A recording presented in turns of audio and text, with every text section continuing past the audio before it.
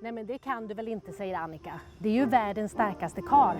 Ja men jag är världens starkaste flicka, säger Pippi. Och så går hon direkt fram till starke Adolf. Nej men hej och välkomna. Welcome. My name is Cinna Liselott Vesterberg Rosatoris, but you can call me Cinna. I'm a puppeteer here at the Swedish Cottage. I also happen to be born and raised in Sweden, but you certainly do not have to be Swedish to work at the cottage. I came to New York 24 years ago to become the next Greta Garbo. But one day I saw an ad. The Swedish Cottage Marionette Theatre was looking for puppeteers. And just like Pippi Longstocking was saying, well, I never tried that before, so I'm probably going to be good at it. I auditioned and I got the job. A decision I never had to regret. Before we walk over to the theater, I want to show you this beautiful big white pine tree planted by King Carl Gustaf XVI, King of Sweden, when he came for a visit 2012. So here it is. The cottage has been located on this very spot since 1877. But let's take it from the beginning. Back in the 1800s, world fairs were very popular. It was a way to get together and show the best of the best from different countries. Everything from inventions to architecture to culture. Sweden's contribution to the World Fair in Vienna 1873 was a schoolhouse like this, but a much smaller version. But for the fair in Philadelphia 1876, they wanted to go big or go home. At this time, schools with international standards were becoming more and more important for society. Sweden wanted to show the best they had to offer, not only for competing countries, but also for the very large population of Swedish immigrants that lived around the Philadelphia area. The Swedish government commissioned Magnus Isaeus, a well-known 19th century architect, responsible for many buildings in Stockholm, including Skandiahuset and Davidonska huset. The building is in a style called Swedish National Romantic that was part of the National Romantic movement during the late 19th and 20th centuries. The building is built by Baltic fir and native cedar and pine. It has large rounded windows and a second floor balcony. There are no screws or nails to be seen anywhere on the outside of the building. Originally, it was all polished wood. Thursday, October 14, 1875, the schoolhouse, dismantled and packed in crates, sailed over the Atlantic Ocean. About 6 months later, in May, it was ready to be assembled by Swedish craftsmen in the Swedish Pavilion at the Exposition. In one catalogue, the schoolhouse was described as follows. The Swedish schoolhouse attracted much deserved attention from its tasteful design. It's 40 by 50 feet in size, and the main entrance opens into a large vestibule. On the right end is a large private apartment for the teacher, and the other end is the schoolroom. All desks are the same size but were adapted to children of different ages by means of a folding footboard which could be lowered or raised. It was a success. When the exhibition closed November 10, 1876, after 159 days, they had close to 10 million visitors. One of the visitors that came to see it was New York's own Frederick Law Olmsted, one of the architects of Central Park.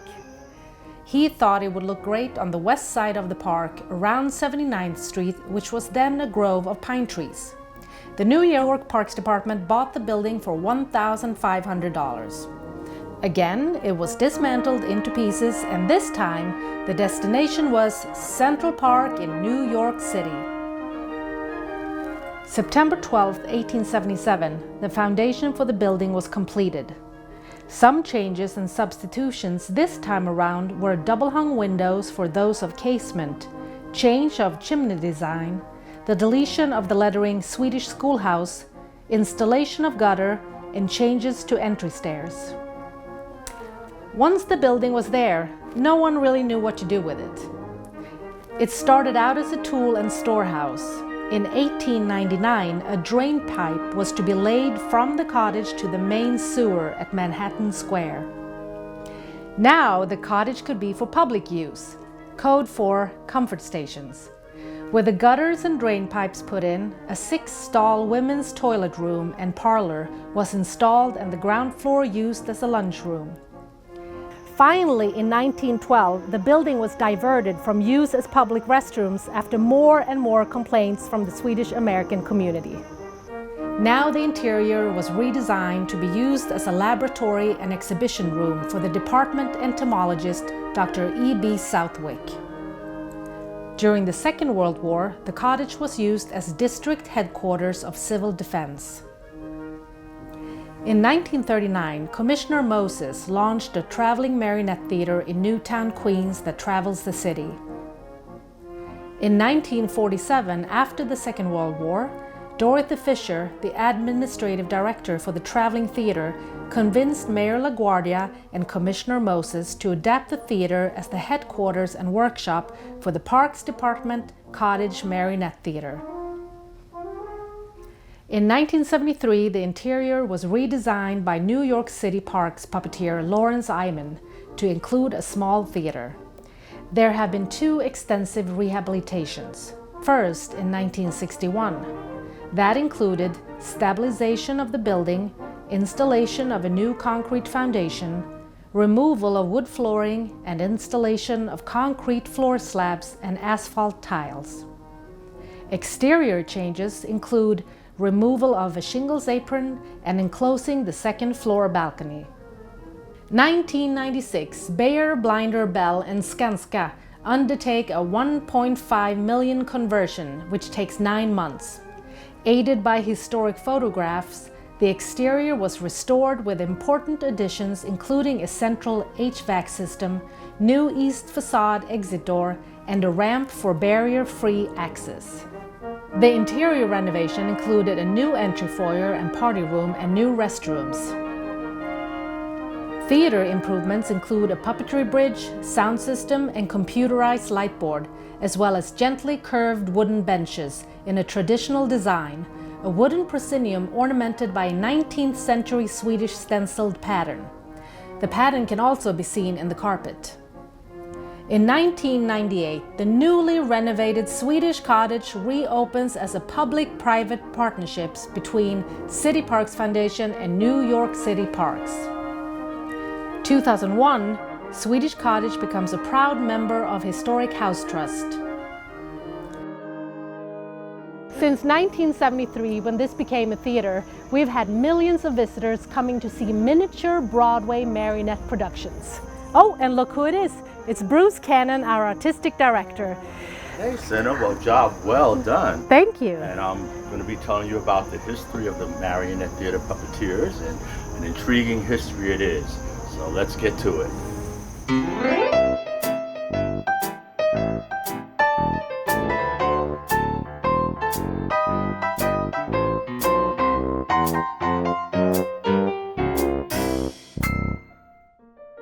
In 1939, Parks Commissioner Robert Moses found the Marionette Touring Company.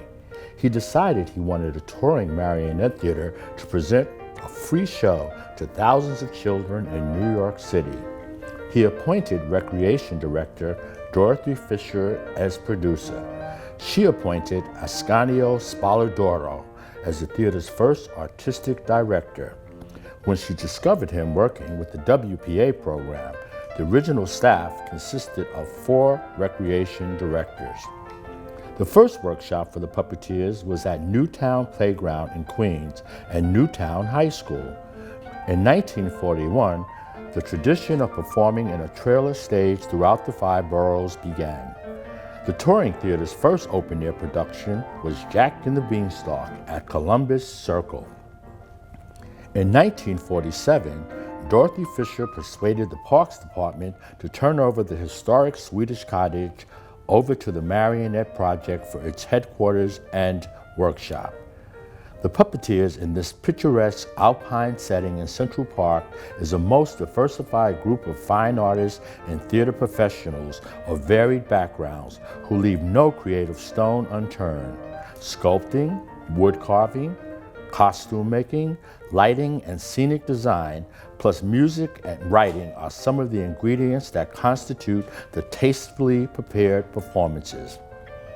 In 1950, the standard for miniature Broadway marionette productions was set, presenting original children's stories in the classic marionette tradition. Every Christmas season during the 1960s, the troupe played at Hunter College. Dorothy Fisher was able to get an annual appropriation from the city budget. She also established the first civil service examination and title of puppeteer.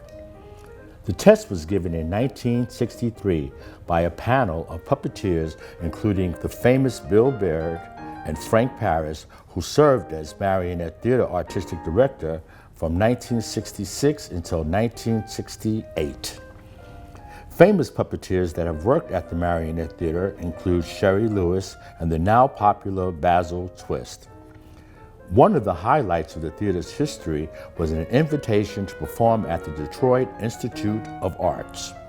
Productions of Cinderella, Hansel and Gretel, and Beauty and the Beast were sponsored by the Institute as part of their drive to bring professional, full-scale puppet productions to Detroit. Larry Ullman became the theater's director in 1972.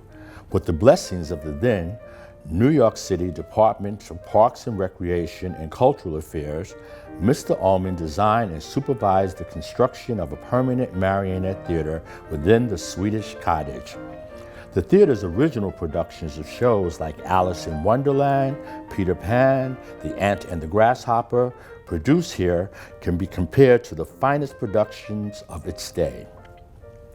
Under the New York City Mayor Lindsay administration and Parks and Recreation and Cultural Affairs, the Marionette Theater received a new Marionette Mobile truck and 4 hand puppet trucks, extending the program beyond the parks and into the streets to entertain New Yorkers at all types of community activities.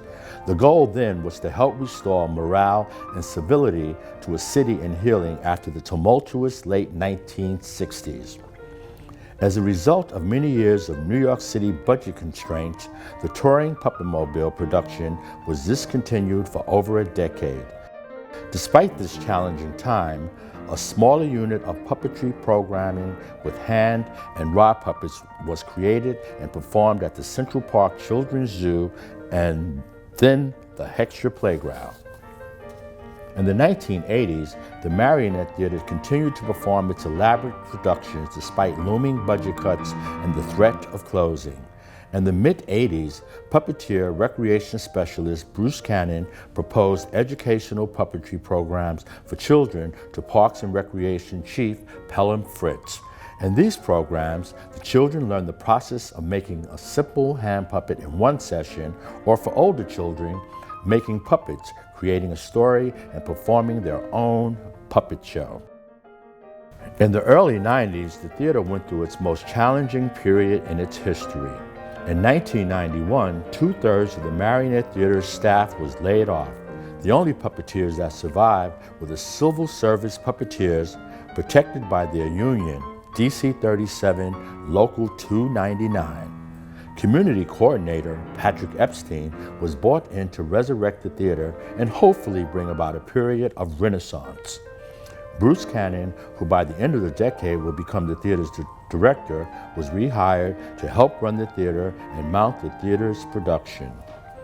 The theater continued to function through diminished parks and recreation funding, grants from the newly formed City Parks Foundation, and the efforts of Judith Connolly DeLuvier, who raised funds to create a party room, among other things. In the mid-90s, the City of New York and City Parks Foundation joined forces to raise funds to renovate the Swedish Cottage. During the renovation, the Puppeteers moved to the east side of the Central Park 86th Street shop, now the Central Park Police Precinct. The touring Puppet Mobile program, after a 16-year hiatus, was reestablished. The Puppeteers began performing and conducting puppet workshops in schools during the school year and in parks and playgrounds during the outdoor season. It was a phenomenal success. The over half a century Puppet Mobile was rolling again. In 1998, Bruce Cannon became the artistic director and right away began mounting multimedia and much more multicultural productions. Mr. Cannon transitioned the theater into the 21st century and greatly expanded its repertoire. In 2001, the Swedish Cottage Marionette Theatre became one of the 23 owned houses under Historic House Trust. The art of marionette manipulation and performance is endangered. To address this dilemma, Director of Puppetry Bruce Cannon implemented a structured training program. The Marionette Theatre is one of the few places where you can audition, learn marionette manipulation, and through performance, gain experience. 2020 will go down as one of the most challenging and demanding times in history, from COVID-19 to Black Lives Matter and much more in between. An important part of the Marionette Theater's legacy, apart from its quality productions, is that from its beginning, Black and brown people were and continue to be represented in its staff and leadership. As the Swedish Cottage Marionette Theatre Puppeteers once again embark on an uncertain future, one thing is certain, is that the current 2020 group of puppeteers is poised and ready to set the foundation to keep the marionette puppetry tradition and this New York City rare gem, the Swedish Cottage Marionette Theatre, going forever.